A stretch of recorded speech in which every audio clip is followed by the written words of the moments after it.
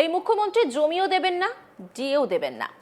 ওখানে জামাত হেরেছে আর এখানে জামাত 2 অর্থাৎ তৃণমূল কংগ্রেস হারবে, এটা নিশ্চিন্তে থাকতে পারেন। আমি এই দাবি করেছেন বিজেপির এক শীর্ষ নেতা। তিনি আরো বলেন, এটা খুবই অ্যালার্মিং, কারণ বাংলাদেশ সীমান্ত লাগোয়া 9টি জেলার সংলগ্ন বাংলাদেশের বেশিরভাগ জায়গায় জয়লাভ করেছে জামাতে ইসলামের প্রার্থীরা।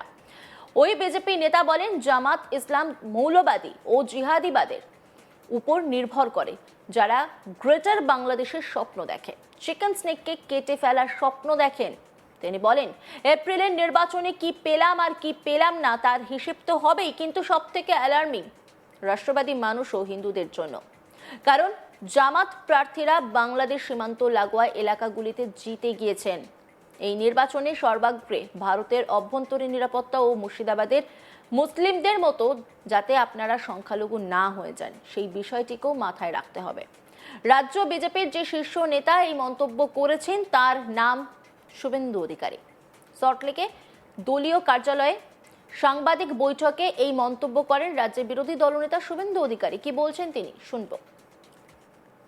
মুখ্যমন্ত্রী জমিও দেবেন না, ডিএও দেবেন না, এটা প্রমাণিত। আপনার কথা শুনেই বলি, ওখানে জামাত হেরেছে, এখানে জামাত 2 মানে তৃণমূল কংগ্রেস, এরাও এখানে হারবে, এটা নিশ্চিন্তে থাকতে পারেন। অ্যালার্মিং এটাই যে পশ্চিমবঙ্গের সীমান্তবর্তী যে বাংলাদেশের এলাকাগুলো আছে, আওয়ামী লীগের অনুপস্থিতির সুযোগ নিয়ে সেখানে জামাতিরা জিতেছে, যারা মৌলবাদ জঙ্গিবাদের উপর নির্ভর করে গ্রেটার বাংলাদেশের স্বপ্ন দেখে, যারা চিকেন নেককে কেটে ফেলার স্বপ্ন দেখে ইত্যাদি। এটা আমাদের কাছে আশঙ্কার। সেই কারণে পশ্চিমবঙ্গের রাষ্ট্রবাদী জনগণ, বিশেষ করে বাঙালি হিন্দু যাদের হোমল্যান্ড দিয়ে গেছেন ডক্টর শ্যামাপ্রসাদ মুখার্জি, স্বামী প্রণবানন্দ, এপ্রিলের নির্বাচনে কি পেলাম আর কি পাবো যোগ বিয়োগ তো হবে। তার থেকেও বড় বিষয় যে জামাতরা আমাদের 9টি সীমান্ত জেলার পাশের এলাকাতে জিতে গেছে। খুলনা থেকে শুরু করে, বরিশাল থেকে শুরু করে, রংপুর থেকে শুরু করে, চাপাই নবাবগঞ্জ থেকে শুরু করে, পঞ্চগড় থেকে শুরু করে, দিনাজপুর থেকে শুরু করে। It's a very alarming for patriotic people and especially the Hindu people in West Bengal. তাই আপনাদের এই নির্বাচনে সর্বাগ্রে ভারতবর্ষের আভ্যন্তরীণ সুরক্ষা এবং পশ্চিম বাংলায় আপনারা যাতে মুর্শিদাবাদের মতো সংখ্যালঘু না হয়ে যান, এই বিষয়টাকেও ভাবনা চিন্তার অগ্রাধিকারে রাখতে হবে। এই নির্বাচনের ফলের মধ্য দিয়ে আমার এটা অবজারভেশন, এইটা আমি পশ্চিমবাংলার জনগণকে জানাতে চাই। 2026 রাজ্য বাজেটে রাজ্যের বেকার যুবক যুবতীদের জন্য নতুন যুব সাথী প্রকল্পের কথা ঘোষণা করেছেন মুখ্যমন্ত্রী মমতা ব্যানার্জি।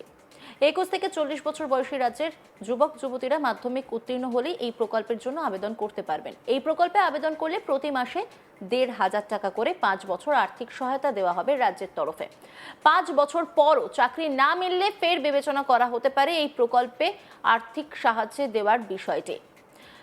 উচ্চ মাধ্যমিক চলাকালীন এই প্রকল্প আবেদনের ফর্ম দেওয়া শুরু হয়েছে জানিয়ে রাজ্যকে নিশানা করেছেন রাজ্যের বিরোধী দলনেতা শুভেন্দু অধিকারী। তিনি কলকাতা সল্টলেক দলীয় কার্যালয়ে সাংবাদিক বৈঠক করে জানান, আইপ্যাকের পরামর্শে রবিবার 15 ফেব্রুয়ারি থেকে নতুন ড্রামা করতে চলেছে রাজ্য সরকার।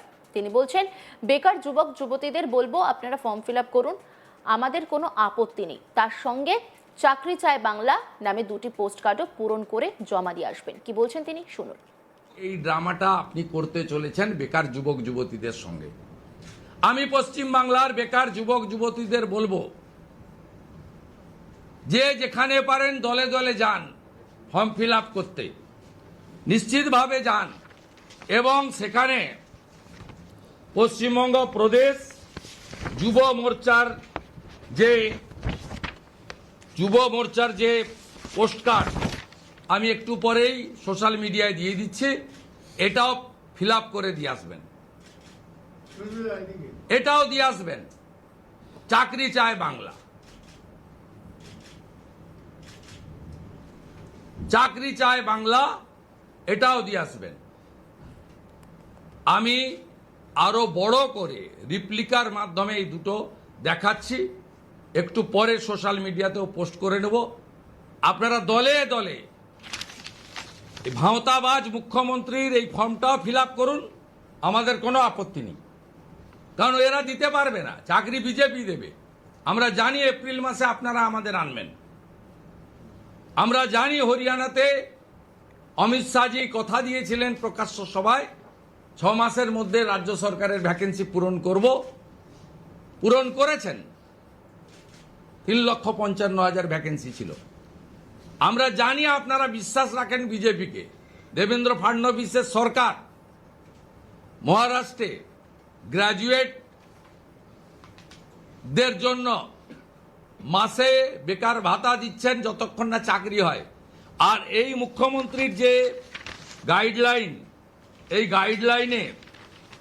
গাইডলাইনে 2013-তে ছিল 8 পাস, এখন করেছে 10 পাস, এবং অনন্তকাল কেউ পাবেন না।